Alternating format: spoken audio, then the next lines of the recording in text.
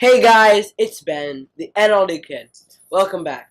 Today I will be talking about quiet friends and how they can cause stress for NLD kids. Now, they cause stress for us for a couple of reasons. The main one is that they're very hard to read. And this stems from the fact that we have a hard time reading body language and facial expressions.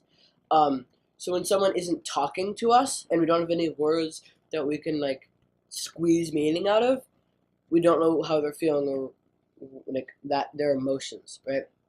And this makes it very easy for us to misunderstand them. We could think that they were happy, but they're really sad, and then we act like they're happy, and then they get mad at us because we didn't read them as if they were sad and we didn't ask what was wrong. Or, for example, they could be angry at us and we wouldn't know, so we wouldn't ask about why they're angry at us. Or they could be happy and we could treat them like they were sad, which would make them sad, and they wouldn't like that. There's a lot of room for misunderstanding, which isn't great and can cause anxiety.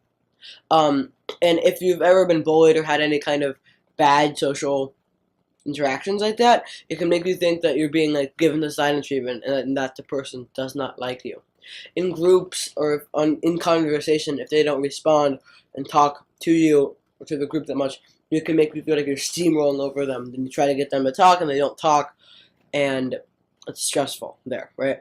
And the nuance is that they think, oh, I'm sending so many nonverbal cues to Benjamin or to whoever, but we're not getting any of these nonverbal cues. We just see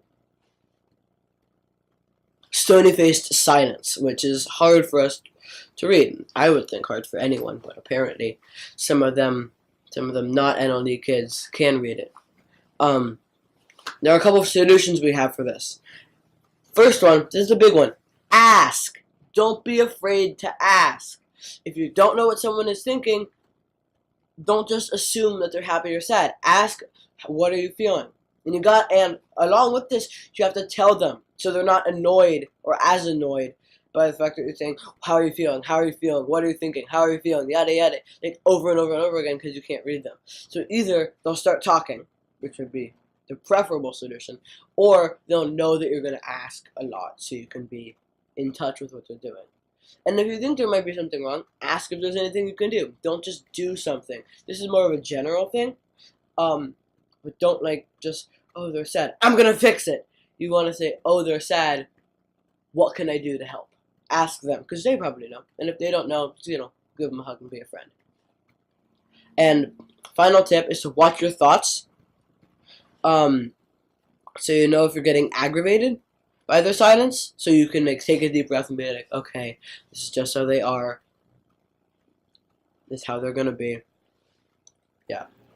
And another solution is that you can work with a social thinking therapist, if you have one, to work on reading faces. Something I did when I was super little. When I first got diagnosed, my therapist had these cartoon flashcards of emotions that were super over the top. So happy was and sad was things